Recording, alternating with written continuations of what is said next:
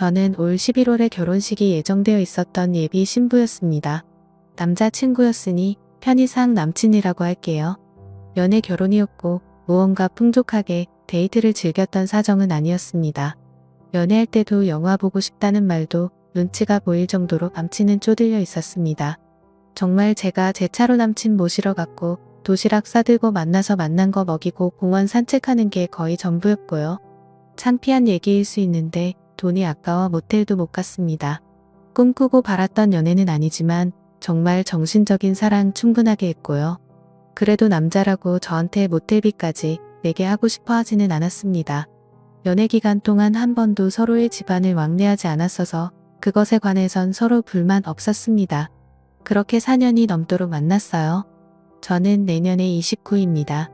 그러다가 아홉수가 안 좋다며 올해 날짜를 급하게 잡고 상견례를 했고 그 자리에서 뭐가 그렇게 당당하신지 시어머님들은 자기네 돈 없다고 말하셨고 저의 부모님은 뭐가 그렇게 죄송스러운 건지 계속 괜찮다며 돈이 있다가도 없고 없다가도 있다고 그러면서 둘만 잘 살면 되는 거 아니겠냐고 하셨죠.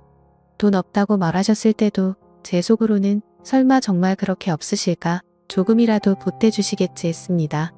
연애야 가난하든 말든 내가 좋아서 했지만 정말 결혼은 다르더라고요. 남친만 본다며 아직도 생각이 달라지지 않아요. 지금도 좋거든요. 시어머님들이 저희 부모님 앞에서 고개 빳빳하게 들고 돈 없다만 안 했어도 저도 이런 생각 덜합니다. 그런데 정말 돈 한 푼도 안 보태주셨고 남친이 그동안 모은 3천이 전부였습니다. 남친 나이가 30입니다. 직장 생활한 지 2년 정도 되었고 연봉 4천 정도 되는데 월급 모두를 어머니가 관리했나봐요. 자기 좀 쓰고 집 생활비 보태고 하느라 3천 2년 정말 빠듯하게 모은 거였습니다. 좋게 생각해서 그래도 그럴 수 있다.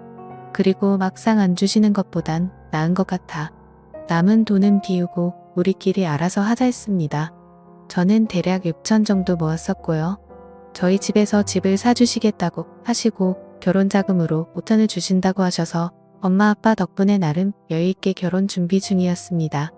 어차피 유산 명목으로 오빠와 저한테 집 한 채씩 해주시려고 했다고 하셨어요.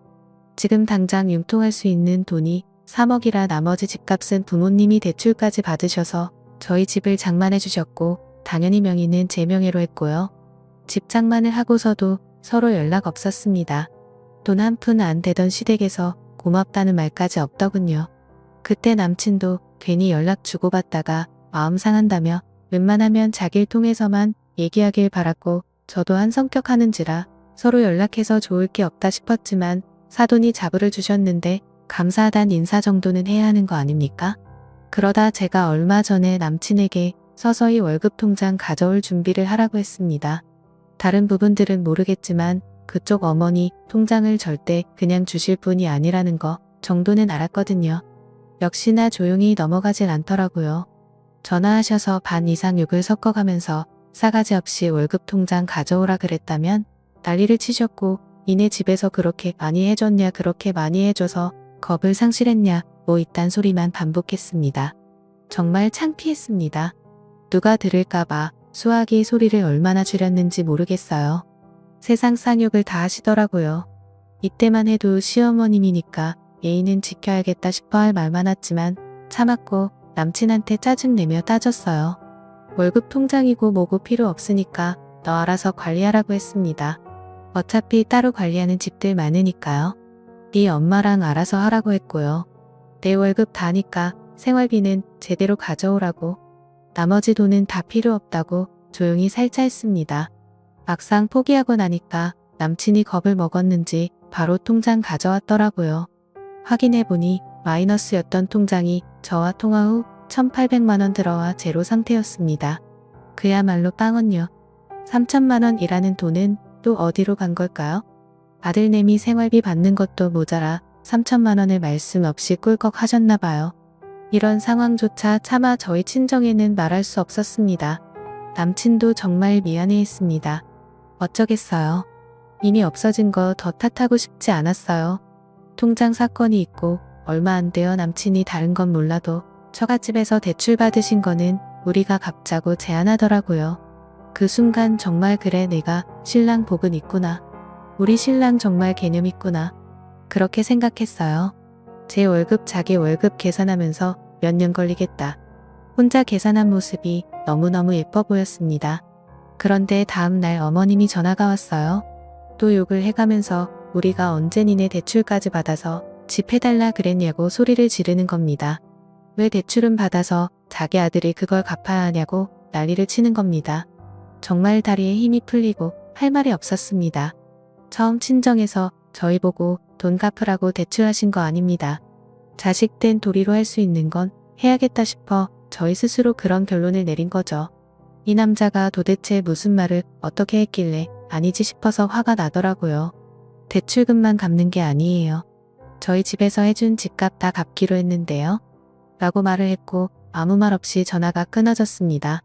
그 길로 그 어머님 입원하셨대요. 저와 통화 후 너무 충격 먹어서 입원하셨대요. 무슨 통화 후 갔는지 다 남친한테 얘기했고 돈이 그렇게 아까우면 그냥 결혼하지 말자 그랬습니다.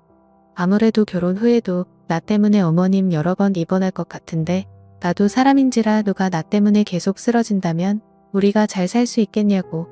괜히 이혼하게 될 거야. 그러지 말고 파혼하자 그랬습니다. 남친만 생각하면 솔직히 파혼 통보까지 너무하는 건가 싶기도 했죠. 결혼 전에 다들 얼마나 싸우고 속상해하고 그러는지 모르겠지만 집도 내가 하고 혼수도 내가 하고 예단은 엄청 바라면서 예물은 낭비니까 하지 말자 그러는 시댁이 정상이 아니지 않나요? 게다가 시어머니 당신 생각에는 예단으로 샤넬백 정도 적당한 것 같다고 하셨어요. 샤넬백이요? 어디서 들은 건 믿으신 거지 돈 한 푼 안 보태는 시댁에서 바랄 예단은 아닌 것 같아요. 결혼 준비하면서 예단 예물 때문에 틀어지는 경우 많이 들었는데 제가 조용히 있으니까 만만해서 이러는 건가? 정말 설마? 이랬죠. 근데 진짜 그런 일이 있더라고요. 그래도 그쪽에 표현 안 하고 우리 엄마 아빠한테 너무 미안해서 내 돈으로 한복해드리고 결혼하는데 도리어 샤넬백을 선물로 받지 못할 망정 이 꼴이 뭔가 싶어요.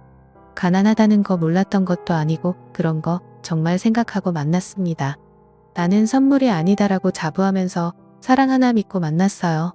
그냥 우리는 행복할 거라고 막연히 생각했습니다. 하지만 이런 일이 있고 나니까 이제 왜 비슷한 집이랑 만나야 하는지 알려주지 않아도 알 것 같습니다. 결국 집은 전세로 놓기로 했어요. 남친한테도 그렇게 통보했고요. 그 소식을 들었는지 병원에서 시어머니에게 전화가 왔어요. 너는 병문안 한 번을 안 오냐며 뭐라고 하실길래 상황을 이해하지 못하시는 것 같아 그냥 괜찮으시냐고 물었고 그때서야 파혼이 웬 말이냐며 자식 없는 집값을 자기 아들이 어떻게 갚냐며 울먹이셨고 계속 그것만 물고 늘어주셨어요. 자긴 그런 집에서 살아본 적도 없고 본 적도 없는데 있는 집에서 딸 시집 보낼 때는 그 정도 해줄 수 있는 거 아니냐며 말을 계속 기어나가시길래 저희 집 없는 집인데요. 대출 받아서 집 산 거잖아요. 우리가 담보 없이 능력 안 되니까 부모님이 대신 대출 받으신 건데 그걸 왜 저희 부모님이 부담해야 하나요? 그리고 둘이 같이 갚는 거지 왜 아들 혼자 갚는 거라고 생각하세요? 그랬더니 거친 숨소리만 씩씩 나더니 끊고는 남친한테 또 무슨 말을 하셨는지 남친이 저한테 와서는 그 집은 그냥 전세 주고 우리는 우리 형편에 맞는 집에서 살자 하는 겁니다. 그래서 그것도 싫다고 했습니다. 어머니 어떤 사람인지 모를 때야 남친이랑 어디서 살던 둘만 있으면 행복할 줄 알았는데 알고 나니까 남친이 집을 해온다고 해도 싫어지더라고요.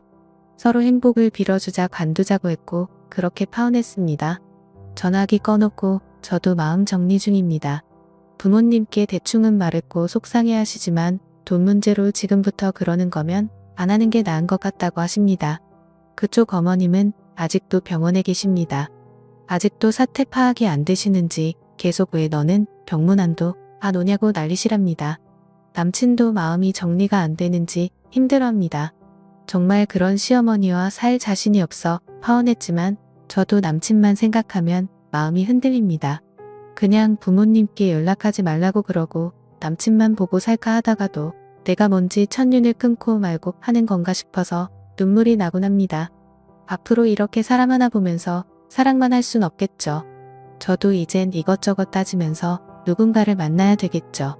제가 아직 철이 없는 건지 모르겠습니다. 제가 잘못한 걸까요? 댓글로 현명한 조언 부탁드려요. 감사합니다.